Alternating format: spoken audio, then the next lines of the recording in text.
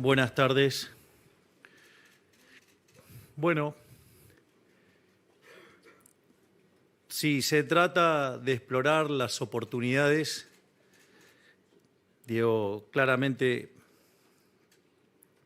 uno tendría que esperar a hablar de temas de crecimiento. El problema es que cuando uno se encuentra con una macro profundamente desequilibrada, crecer se hace muy difícil, casi les diría imposible.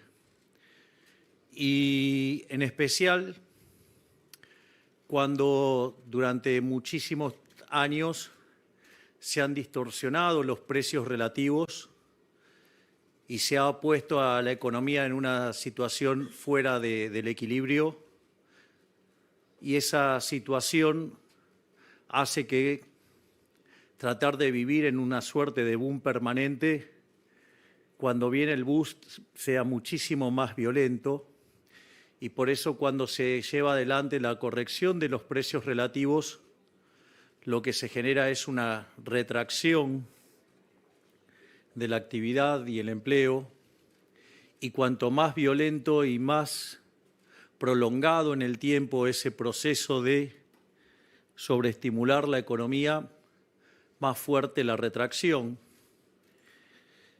En ese sentido, Argentina ha vivido por más de 20 años bajo un régimen populista salvaje que ha llevado a la destrucción del capital, a la destrucción de la productividad, motivo por el cual estamos en una situación absolutamente miserable.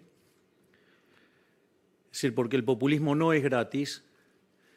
Los salarios en dólares promedio en la década del 90 eran $1.800, y si ustedes ajustaran por la inflación americana, eso implicaría que los salarios argentinos en promedio deberían ser de $3.000, algo así como 3 millones de pesos. Y hoy, con suerte, digamos, y exagerando y poniéndonos muy optimistas, podríamos decir que son de $600, lo cual es falso porque son menores. Significa que los argentinos en esta aventura populista hemos perdido el 80% de nuestros ingresos. Es decir, esa es la verdadera catástrofe. La consecuencia de esto es que tenemos más de 50% de pobres y 10% de indigentes, o un poco más también. Esto significa que en el país que produce alimentos para 400 millones de seres humanos y que tiene una presión fiscal sobre el sector productor de alimentos del 70%, es decir, que el Estado se queda con el alimento de 280 millones de seres humanos, tiene 5 millones de argentinos que no les alcanza para comer, lo cual constituye una verdadera catástrofe. Pero no solo es una catástrofe en materia de crecimiento, bienestar, empleo, salarios, sino que la herencia era muy complicada, la herencia que recibimos. Yo voy a describir la herencia que recibimos y las medidas que estuvimos tomando durante estos 100 primeros días de gobierno. Y no es para llorar, o sea, no es para llorarla, no es para... Porque la realidad es que siempre, si hubo algo que nos quedó claro con el jefe, es que si verdaderamente llegábamos a ganar es porque esto estaba verdaderamente en una situación desastrosa, porque que un liberal libertario y que abiertamente lo dice llegue al poder es porque justamente la situación no iba a ser una situación fácil. Es decir, nos iban a dejar la cosa bien difícil, porque si no seguirían ganando los populistas. Y para que la gente despertara de la manera que lo está haciendo, evidentemente tenía que ser una situación muy complicada.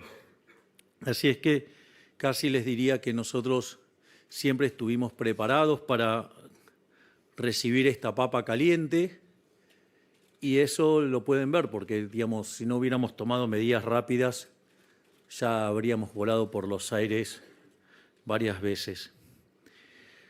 Concretamente, cuando ustedes estudian, repasan la literatura de indicadores tempranos de crisis, cuando ustedes tienen déficit gemelos por 4 puntos del PBI, es una alerta amarilla.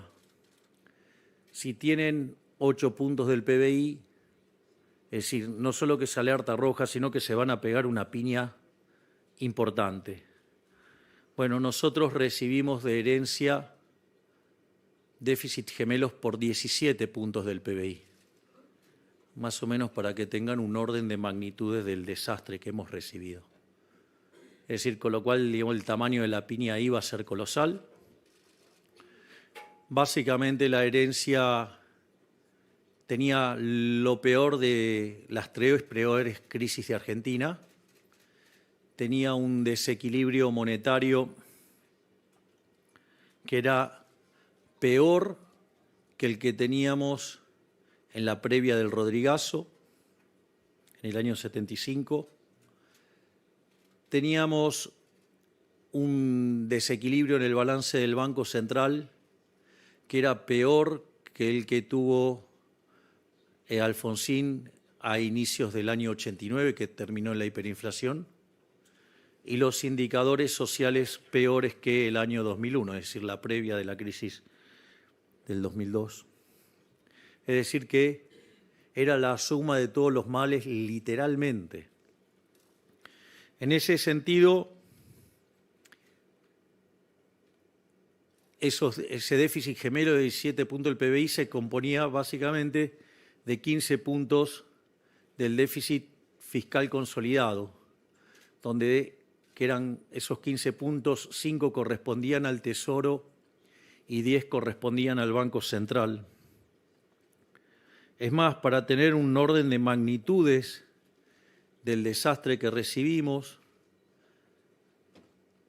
básicamente, si bien durante todo el gobierno anterior se utilizó la emisión monetaria para financiar el desequilibrio fiscal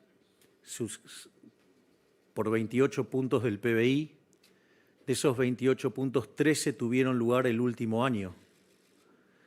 Tema no menor, si ustedes se ponen a pensar, porque la base monetaria hoy es de 2.6 del PBI, o sea, dejaron cargado una quintuplicación de los precios. Y si además ustedes miran el balance del Banco Central, de tener posiciones en LELIQs que iban entre 30 y 90 días, o sea, 30, 60 y 90 días, toda pasada a pases, con lo cual estaba toda esa posibilidad de multiplicar por 4 la cantidad de dinero en un día. En ese contexto, además, durante la primera semana del mes de diciembre, los precios corrían al 1% diario, lo cual significa que en términos anuales es 3.700% anual de inflación. Si se paraban en las 2 primeras semanas, eso daba 7.500% anualizado. Y si ustedes se fijan lo que fue la inflación mayorista del mes de diciembre, que fue 54%, eso anualizado es 17.000%. Es decir, con lo cual estábamos frente a una hiperinflación. Si la economía había entrado en un camino recesivo ya en lo que era el segundo y tercer trimestre del año pasado, pero se fogoneó con muchísima emisión monetaria tratar de forzar un resultado electoral que no se les dio.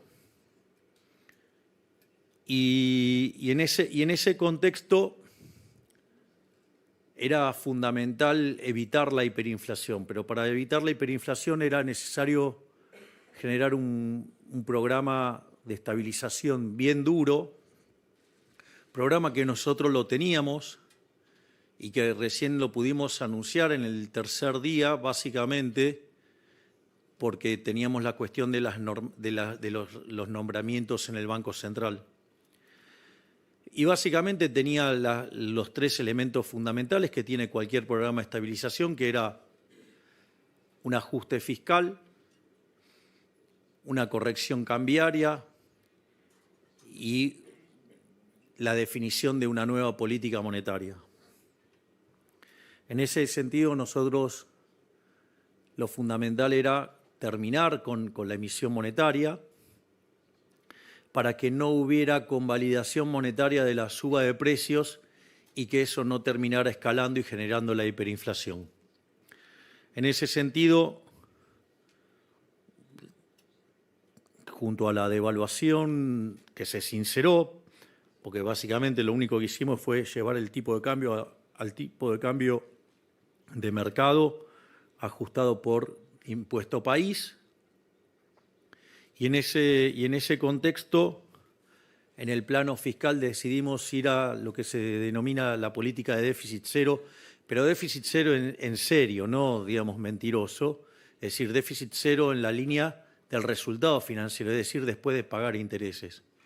Eso es muy importante porque si nosotros alcanzábamos el déficit cero en la línea financiera, significa que la deuda no crece más. Y si la deuda no crece más, la relación deuda-producto es no creciente. Por ende, uno se convierte en solvente intertemporalmente y la consecuencia de ello es que empieza a caer el riesgo país y bajar la tasa de interés, y la tasa de interés recobra su función esencial, que es la de ser un mecanismo de coordinación intertemporal, y que el proceso de crecimiento, guarde relación justamente con la tasa de interés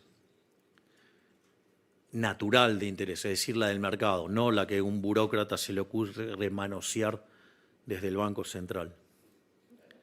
No, aclaro para que quede claro, digamos, eso de estar tocando. Miren, una vez con una persona, yo me acuerdo que le dije, vos sos peor que Moreno, porque Moreno controla los precios de hoy, o controlaba los precios de hoy. Vos querés controlar la tasa de interés, con lo cual querés controlar los precios de hoy y los del futuro. Es decir, ¿por qué? Porque la tasa de interés es el precio relativo de los bienes presentes sobre los bienes futuros. Entonces, es mucho más complicado. En ese sentido, nosotros además iniciamos un proceso de saneamiento del balance del Banco Central. Y la realidad es que nosotros creíamos que nuestro objetivo era alcanzar el déficit cero en el año 2024. Y la verdad es que estábamos perfectamente y absolutamente convencidos de llevar adelante un ajuste fiscal, el cual obviamente tiene mucho de motosierra y tiene mucho de licuadora. Digamos, si lo queríamos hacer rápido, había que usar las dos cosas. Y hay mucho de licuadora, y hay mucho también, y mucho más en realidad, de motosierra, porque eliminamos la obra pública de cuajo, algo de lo cual estoy profundamente orgulloso, siendo que la obra pública es una gran fuente de corrupción, de robo, a la cual me imagino que toda la gente de bien debería oponerse.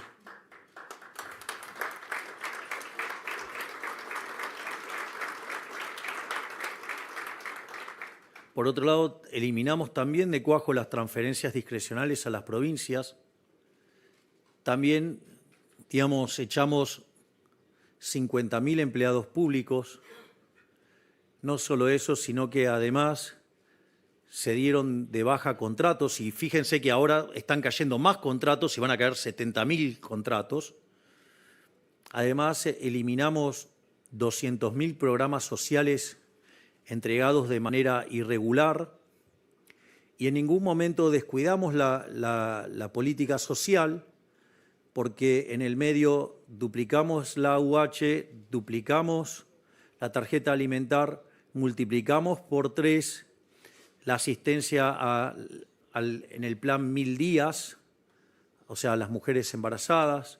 No solo eso, sino que además cuadruplicamos la asistencia para útiles escolares y creamos un mecanismo para que las familias de ingresos medios que van a los colegios privados de cuotas bajas, básicamente tuvieran un mecanismo de contención para que los chicos no perdieran el colegio al que asistían y no tener que estar sufriendo el shock de estar cambiando de colegio. Es decir, que también tuvimos una fuerte perspectiva social en lo que estábamos haciendo y además hicimos algo que en su momento, cuando la ministra Petovelo lo diseñó, digamos, el círculo rojo, que cada vez está más analógico, ¿sí? Y que, digamos, no entiende nada de lo que hacemos, porque, digamos, a nosotros ya la era digital nos quedó corta. Pero lo interesante es que en un momento la ministra Petovelo anuncia que los programas sociales no tenían que ir a verificar que estaban trabajando. Es decir, en general se dan los programas sociales y se les requería que dieran una contraprestación de trabajo y obviamente, digamos, nadie contó cómo era toda esa situación y entonces nosotros, sabiendo lo duro que iban a ser los primeros meses mientras que el ajuste tomaba lugar, porque aparte, cuando ustedes generan un aumento del ahorro y no tienen contrapartida de inversión, eso genera caída de la actividad y eso hace caer el empleo o hace caer los salarios reales. Y eso, digamos, podía derivar en una tensión social que queríamos amortiguar. Y en ese sentido es muy interesante porque la ministra Petovelo le saca la necesidad de que tengan que verificar que habían trabajado.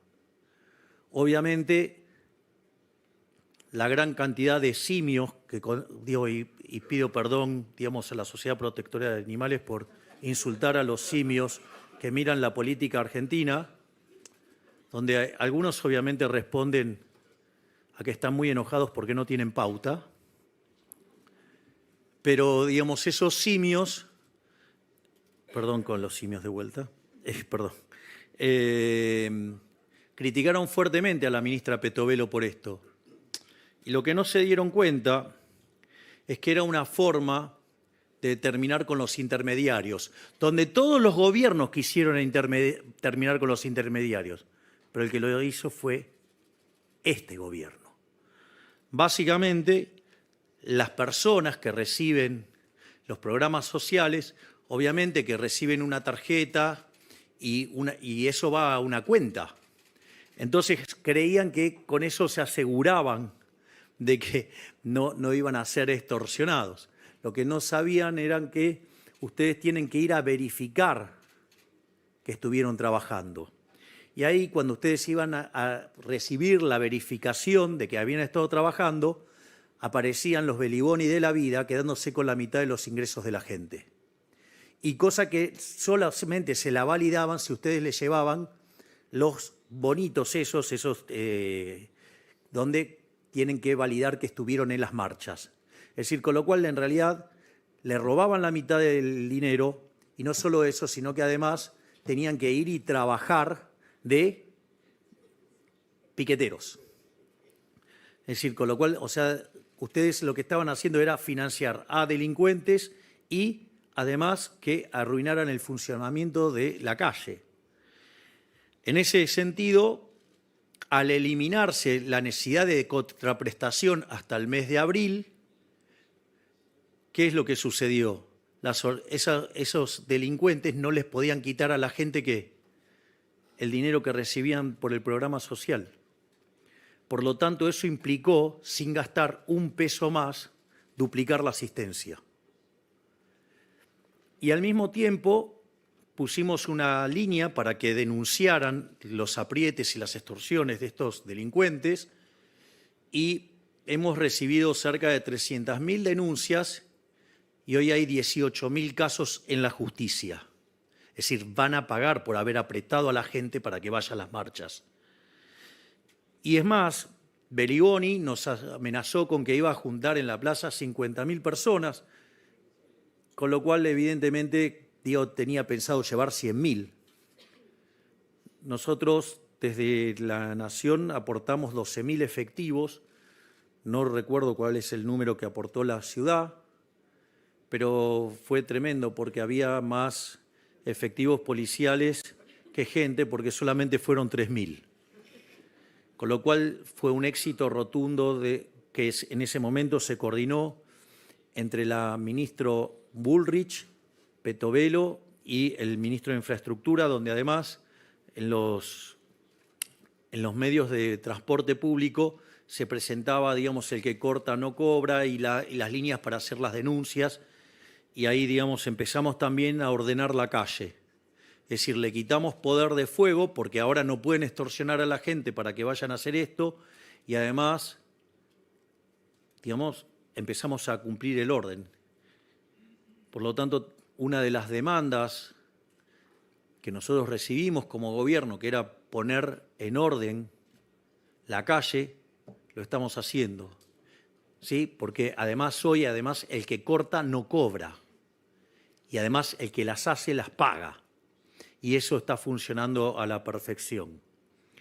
No solo eso, sino que si bien nosotros esperábamos alcanzar el equilibrio financiero a lo largo del año, el trabajo tan fuerte de cada uno de los ministros permitió que ese superávit financiero se alcanzara en el mes de enero. Y obviamente que el círculo rojo analógico empezó a predecir que entonces íbamos a tener déficit muy fuerte en febrero. Y para desgracia, digamos, a estos que viven apostando en contra de los que queremos cambiar, volvimos a tener superávit financiero en el mes de febrero. Concretamente, lo que estamos haciendo fue entonces obtener un resultado. La realidad es que si ustedes toman los 2 primeros meses, que es equivalente a medio punto del PBI de superávit primario, eso anualizado serían 6 puntos. Es decir, por lo tanto, digamos, hemos sobreajustado lo que necesitábamos, porque nosotros necesitábamos hacer solamente un ajuste de 5 puntos del PBI. Es muy gracioso porque hay muchos que hablan de que no es sustentable, que esto, que el otro, cuando decían que lo único que se podía hacer que era imposible ajustar más que un punto del PBI. Bueno, nosotros ajustamos más de 5. Pero claro, digo, eso implica dosis de coraje que otros no tienen. Pero eso no es todo, porque también está la cuestión del ajuste que hicimos adentro del balance del Banco Central. El Banco Central generaba 10 puntos de déficit fiscal, de cuasi fiscal, y hoy ese número ya es 4. Es decir, con lo cual no existe registro histórico a nivel mundial de que un gobierno haya hecho un ajuste de 11 puntos del PBI en 3 meses. Y para desgracia del Club del Helicóptero y de todos los que desean que nos vaya mal, en especial a todos los que le cortamos los curros, digo, son bastante evidentes, o sea, a quienes se lo cortamos porque, digo, los van a ver quejarse. Hay un dicho que dice, donde hay un kirchnerista pataleando es porque se cortó un curro. Bueno, es así. Y no kirchneristas también. Si no, miren, digamos, algún que otro grupo económico importante. Se imaginarán de quién hablo. Al margen de eso, bueno, pero están muy enojados porque, bueno, llegó Elon Musk. Lo importante de esto es que, frente al desastre inflacionario que teníamos, ya cuando nosotros asumimos el gobierno, en 3 semanas la inflación llevaba 30%, la minorista, y daba para esperar que el mes cerrara en términos de 45%.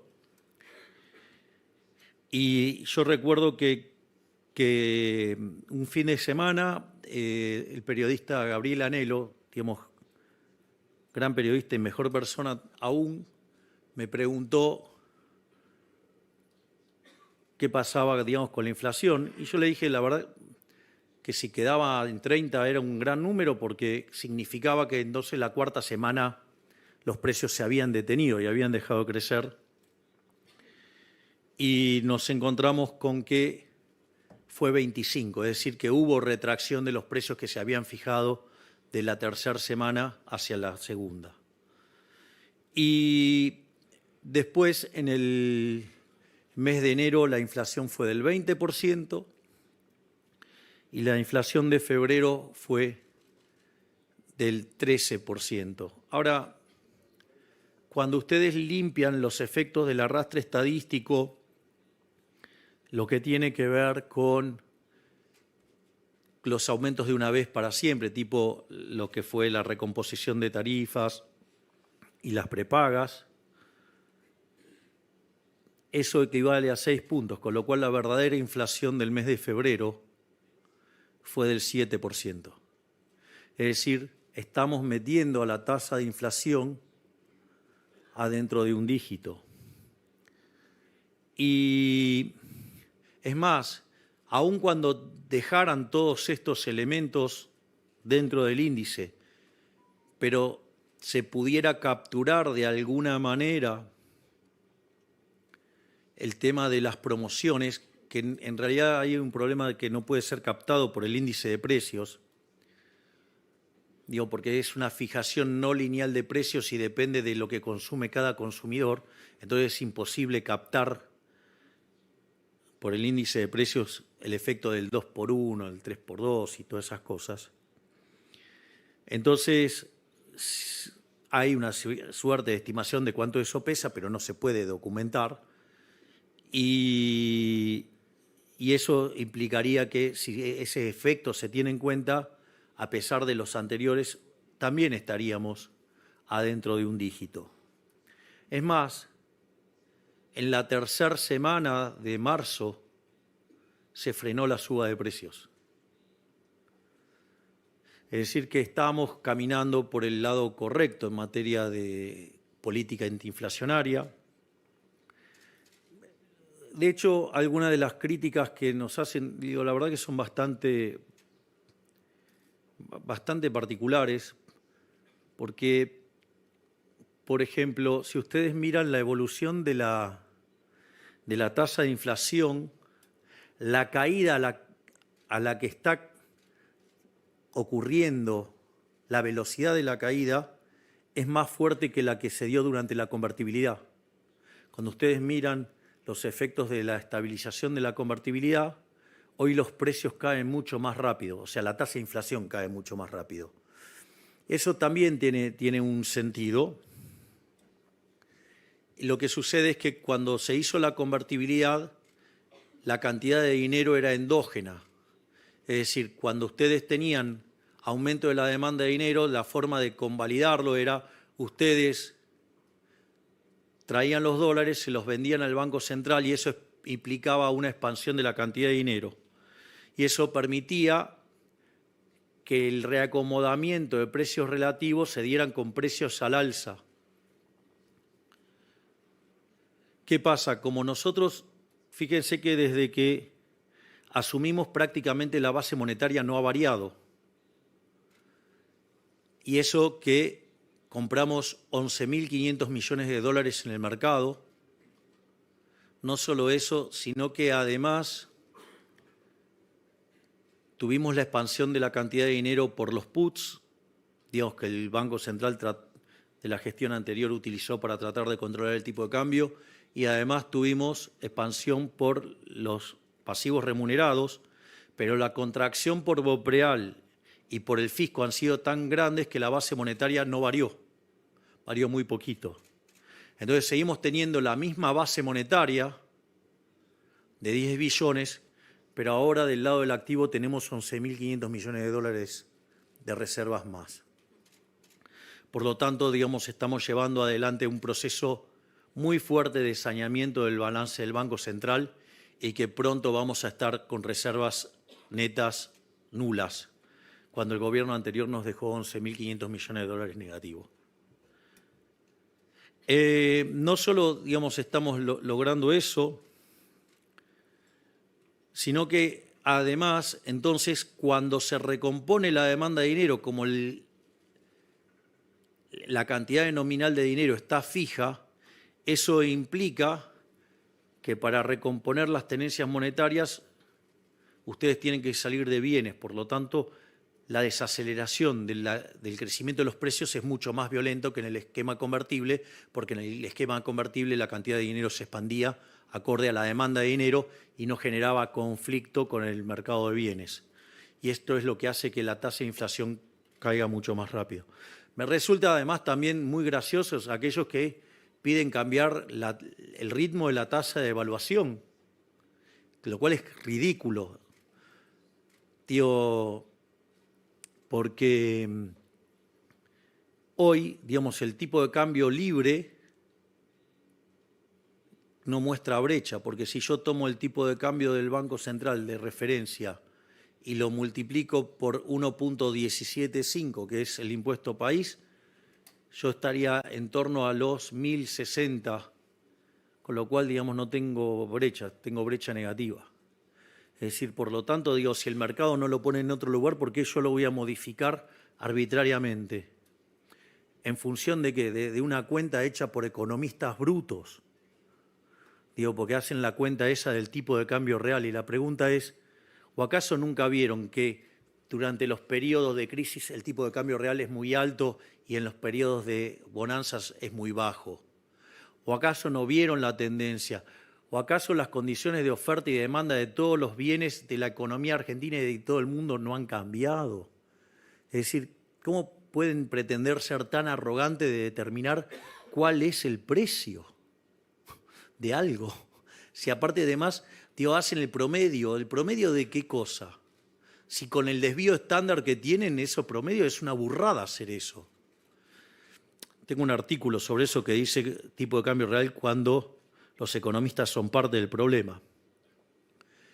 Y además implica un problema de una fatal arrogancia o grosera, porque además implicaría, digamos, conocer las preferencias, la tecnología, digamos, y las dotaciones ya no solo de nuestra economía, sino que además la del resto del mundo. O sea, parece bastante patético, digamos, creer que pueden tener toda esa información para tomar todas esas decisiones.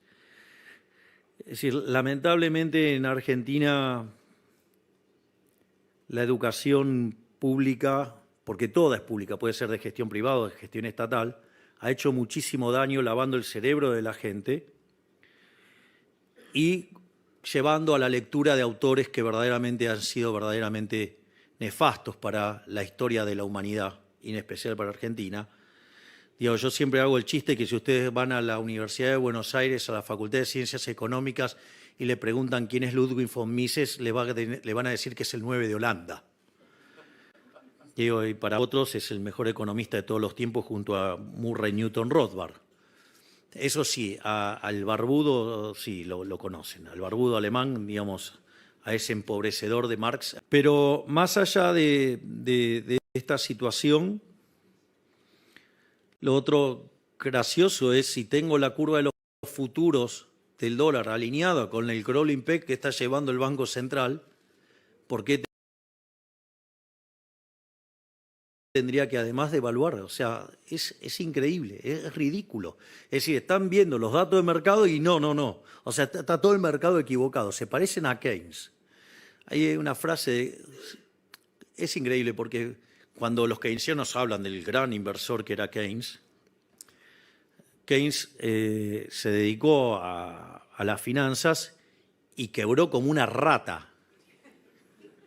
Claro, quebró como una rata y el argumento, si ustedes miran el libro el Valuation de Damodaran, está la frase de Keynes, dice, digamos, Keynes era tan arrogante que dice, no, claro, o sea, de nada sirve, digamos, tener la razón cuando todo el mercado está equivocado, van a perder igual.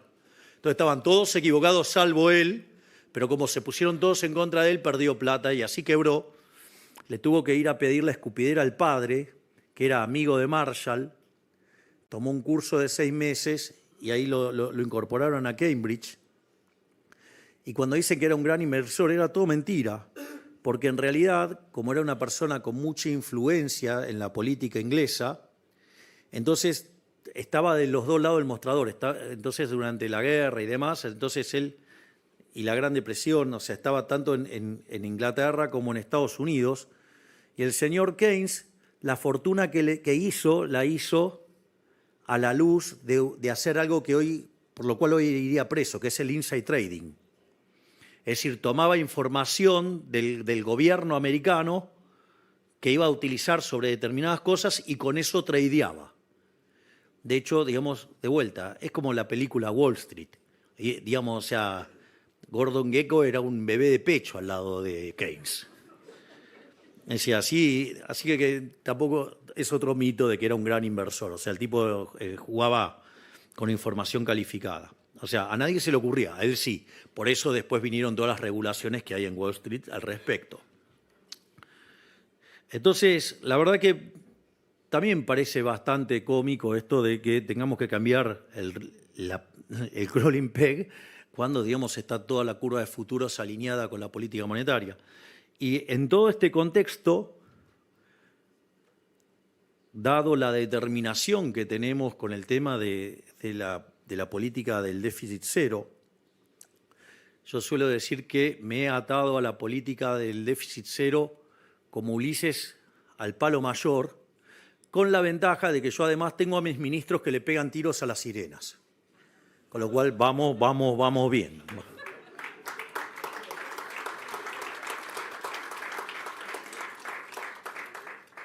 Entonces, de recibir una economía que tenía un riesgo país de 2.900 puntos, hoy está ya llegando a 1.400. Los analistas ya lo están viendo que vamos camino a 1.000.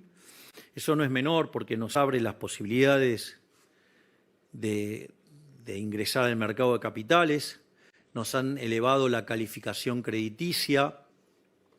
Los bonos que costaban $18 ahora cuestan $54. Y los activos argentinos se han revalorizado muy fuertemente. Y cuando hoy ven el dato del PBI, es cierto que en el primer trimestre cayó cerca de 4,5, pero también es cierto que los analistas esperaban que cayera 6. Es decir, estamos haciendo un ajuste mucho más fuerte que el que preveían los analistas y estamos cayendo menos.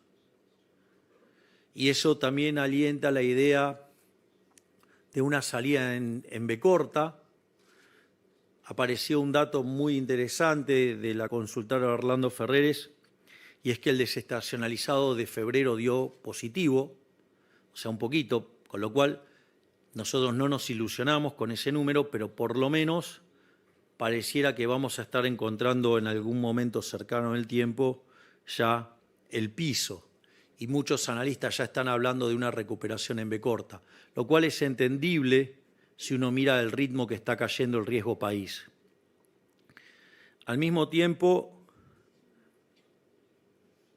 estamos trabajando en lo que tiene que ver con la salida del cepo, y en cuanto logremos terminar de sanear el balance del Banco Central, cuando podamos deshacernos de todos los pasivos remunerados y que se termine esta cosa nefasta de estar remunerando pasivos, eso lo que va a implicar es que se va a frenar la emisión de dinero por pasivos remunerados.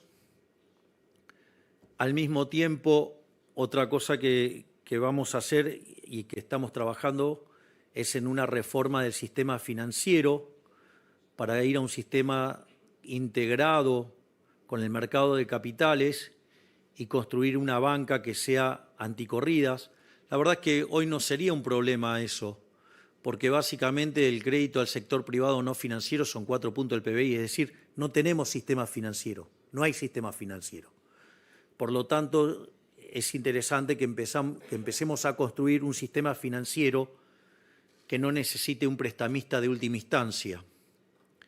Entonces, si esa reforma incluye integrar, digamos, el formato de los bancos con un formato del mercado de capitales, para que podamos ir a un sistema de banca libre, y eso nos va a permitir que cuando tengamos esa reforma podamos abrir el sistema financiero, que podamos levantar el cepo, y en ese contexto, además, mandar la ley de no emisión monetaria, donde básicamente nosotros consideramos que el señoriaje es un delito, que es un robo, que es una falsificación, que es una estafa. Emitir dinero es una estafa. Y en ese sentido, si llegara a haber emisión de dinero, irían presos el presidente del Banco Central, el directorio, el presidente de la Nación, el ministro de Economía y diputados y senadores que hayan aprobado presupuestos con déficit fiscal. Obviamente ustedes me van a decir, sí, pero esto es Argentina y seguramente que después va a venir otro delincuente y va a cambiar las cosas y va a tirar esa ley, pero nosotros además le vamos a dar una categoría como, digamos, de imprescriptible, como si fuera un delito de lesa humanidad. Por lo tanto, sí puede venir un delincuente, cambiar estas condiciones y volver a las andadas de emitir dinero. Pero puede ser que después venga otro que diga, vos sos un delincuente, hiciste eso y los meta preso. Con lo cual nosotros vamos a ir a una solución de esas características para que se termine en Argentina esta estafa que es la emisión monetaria. Y obviamente que conforme podamos seguir avanzando en este sistema de banca libre, ¿sí?, de sistemas de mercado de capitales profundos que vayan hacia un sistema completo y hayamos frenado la emisión por redescuentos, la emisión por pasivos remunerados, la emisión para financiar el fisco, directamente tenemos tipo de cambio libre con la cantidad de dinero fija y si es necesario que ingrese más dinero al sistema, lo va a ingresar los propios agentes. Por ejemplo, abren el colchón y van y, digamos, empiezan a hacer transacciones. Es decir, con lo cual la monetización de la economía la van a ir dando los propios individuos con las monedas que quieran transar. Aparte, competencia de monedas, o sea, tiene una consecuencia muy interesante, y es que, por ejemplo, si ustedes están en el sector de petróleo, como Alejandro, puede hacer transacciones con sus pares del petróleo en WTI. O si están en el negocio del gas, pueden hacer transacciones con otros en BTU. Si están en el sector del campo, pueden hacer transacciones con otros con la soja en Chicago. Y así sucesivamente, cada uno va a tener su propia moneda. Esto es equivalente a tener una canasta de monedas donde los ponderadores los determina endógenamente la gente. En lugar de determinarlo un burócrata a dedo, ¿sí?, lo cual que siempre lo va a hacer mal, y si lo hiciera bien tendría que ser este resultado, y para eso lo hacen los agentes, así que no necesitamos un burócrata metiendo el dedo en ningún lado, porque en realidad ya saben dónde termina el dedo y más que el dedo termina siendo el brazo donde meten.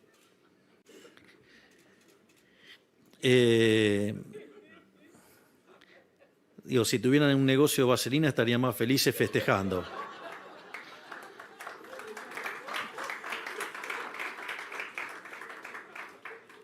Entonces, en ese contexto, lo interesante es que, además, entonces, una vez que logremos esto, vamos a poder abrir el cepo. Y cuando abramos el cepo, nosotros hoy tenemos, en algún sentido, un exceso de demanda en el mercado de divisas y un exceso de oferta en el resto de la economía, que significa precios bajos de los bonos, altas tasas de interés, alto riesgo país, significa exceso de oferta en el mercado de bienes, con lo cual hay deterioro en el nivel de actividad económica. De hecho, tenemos un PBI per cápita 15% inferior al del 2011. Tenemos la misma cantidad de puestos de trabajo en el sector privado que en el 2011. Entonces, y además eso implica, digamos, que aumenta la cantidad de pobres e indigentes y por ende hay presión social para darle contención. Naturalmente, el momento en que uno cierra ese exceso de demanda en el mercado de divisas, se van a cerrar todos los otros excesos de oferta, lo cual va a implicar que el precio de los bonos va a subir, que la tasa de interés va a bajar, sí, que se va a cerrar el desequilibrio en el mercado de bienes con expansión económica, con mejoras en los salarios reales, con mejoras en el empleo, con caída de pobres e indigentes. Y ahí, digamos, la economía va a empezar a rebotar. Y a pesar de que las instituciones inmundas que tenemos, como la economía está muy descapitalizada como consecuencia de más de 20 años de populismo, es decir, aún así podemos crecer y generar crecimiento económico genuino y sin inflación. Y todo esto lo podemos hacer a pesar de la política. Es decir, a pesar de todos los palos en la rueda, a pesar de todas las porquerías que nos hacen, pero ¿saben qué? Hay algo que es maravilloso. Algo que tampoco, digamos, el círculo rojo analógico no lo ve. Miren, todos los DNUs que se mandaron en Argentina, todos fueron destinados a generar regulaciones, o sea, quitar libertad de mercado, hacer mercados más concentrados, regalarle negocios a los amigotes, ¿sí? Curros enormes, y sobre todo cercenamiento de las libertades individuales. Digo, a punto tal, digamos, recuerden lo que hicieron en la pandemia esta manga de delincuentes. Y sin embargo había gente aplaudiéndoles que nos encerraran. Ahí nadie, digamos, nadie se opuso a toda esa catarata de DNUs. Nuestro DNU es el primer DNU en la historia que devuelve libertades individuales, hace que los mercados sean más competitivos. Fíjense lo maravilloso en el tema de alquileres, ¿no? Digamos, o sea, no se podía conseguir una propiedad, nada. Se duplicó la cantidad de viviendas en alquileres. Los precios en términos reales cayeron de los alquileres.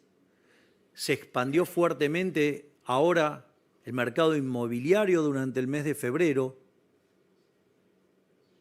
Es decir, mire las cosas interesantes que logra el DNU, que aún sigue vigente, pero que, digamos, tuvo un traspié en la Cámara de Senadores, que, dicho sea de paso, no es tan malo, porque si nosotros solo tenemos 7 senadores y tuvimos 25 votos, tan mal no nos fue. Hay una mejora, es decir, hay gente que está apostando al cambio, pero obviamente, como esto también toca curros de la política, evidentemente, como los políticos no quieren ceder sus curros, no quieren ceder sus privilegios, no quieren ceder nada, entonces prefieren hundir en la miseria a los argentinos con tal de mantener sus privilegios de casta. Por eso voltearon el DNU. Y esto es muy interesante porque si yo le hubiera dicho que en 2 meses, 3 meses íbamos a poder ordenar el espectro ideológico argentino, ustedes me hubieran dicho que estaba loco. Y después de lo que pasó con la ley de bases y lo que pasó con el DNU, es maravilloso en términos de principio de revelación. Dejaron todos los dedos sucios. Están por un lado los orcos, que son orcos, no pueden esperar otra cosa, digamos, que comportamiento de orcos, porque son orcos. Está la gente que verdaderamente quiere el cambio y están los farsantes delincuentes que dicen que quieren el cambio, pero en realidad se disfrazaron de querer el cambio, pero son tan delincuentes como los orcos, pero les da vergüenza estar con los orcos. Entonces, digamos, se esconden dentro de las formas y todas esas cuestiones, pero en el fondo son la misma porquería que los orcos. Y eso fue muy interesante porque quedó en evidencia. Tanto la votación en diputados, en los artículos en particular, como en el Senado el otro día, los dejó en evidencia.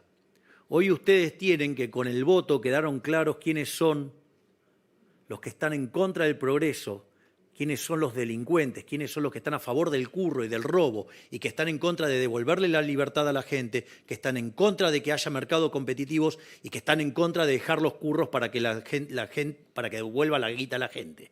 Es decir, entonces es maravilloso porque en 3 meses terminamos sacándole la careta a estos delincuentes. Y eso también es muy interesante porque no les va a ser gratis en la elección de medio término.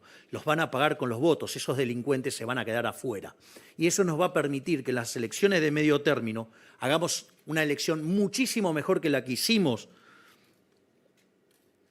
el último año. Y eso es interesante, porque ahí vamos a tener otra composición del Congreso y todas las reformas que no hayamos podido meter ahora las vamos a meter en ese momento, a partir del 11 de diciembre del 25, y además le vamos a meter las 3.000 reformas que están pendientes y que no podemos sacar por este conjunto de delincuentes que son la máquina de impedir, que quieren que continúe el statu quo, donde ustedes pagan la cuenta y ellos se benefician. Por lo tanto, digamos, soy muy optimista respecto al futuro, porque estamos logrando un montón de cosas a pesar de la política. Y eso, además, la gente lo está viendo. Esto es muy interesante porque a pesar de que estamos frente al ajuste más grande de la historia de la humanidad, el 70% de los argentinos reconociendo que están peor, hay datos muy importantes. El primer dato importante es que cuando nosotros asumimos, solo el 20% de los argentinos creían que de un año hacia adelante iban a estar mejor. Pero en enero ese número trepó a 30, en febrero trepó a 42, y hoy el número es 50%. Es decir, pese a que estamos peor en el presente, el 50% de los argentinos están convencidos que de acá para adelante vamos a estar mejor. No solo eso, el 70% de los argentinos están convencidos que vamos a lograr derrotar la inflación, donde 50 puntos de ellos creen que lo vamos a hacer en el primer año y 20 creen que lo vamos a hacer en el segundo año. Y cuando ustedes además miran lo que está ocurriendo en términos de una palabra que represente el sentimiento de los argentinos, la palabra que aparece con mayor fuerza y domina fundamentalmente es esperanza. Es decir, la gente tiene esperanza, la gente está viendo que vamos a salir. Es decir, hay luz al final del camino y la gente la está viendo a pesar de que hoy la está pasando mal. Se dio cuenta que el populismo no lleva a ningún lado. Se dio cuenta que la solución es abrazando las ideas de la libertad. Y eso no es menor. Si hoy fueran las elecciones en un balotaje, hoy estaríamos sacando un 58%, es decir, sería 58-42. Estamos, en lugar de más 12, estamos más 16. Y cuando ustedes le preguntan a ese grupo, digamos, a quién votaría en primera vuelta, votaría por La Libertad Avanza con 48%. Es decir, mejoramos el caudal de votos en un 60% respecto de lo que obtuvimos. Y eso significa que con eso solo ya ganaríamos en primera vuelta, porque la segunda persona en intención de votos es la señora Cristina Fernández de Kirchner con 20. Pero no solo eso, hay 10 puntos que si vamos por el caso más rudimentario, mitad y mitad, 48 y 5, 53. Por lo tanto, lo que quiero decirles es que hay esperanza. ¿Saben por qué hay esperanza? Porque la gente se despertó. Decidieron dejar de ser corderos y decidieron ahora ser leones. Por lo tanto, hay esperanza porque los argentinos están abrazando las ideas de la libertad. Por lo tanto, no solo que yo les voy a decir que vamos a estar mejor, ellos ya saben que vamos a estar mejor. Por lo tanto, Argentina sí tiene futuro, porque ese futuro es liberal. Muchísimas gracias.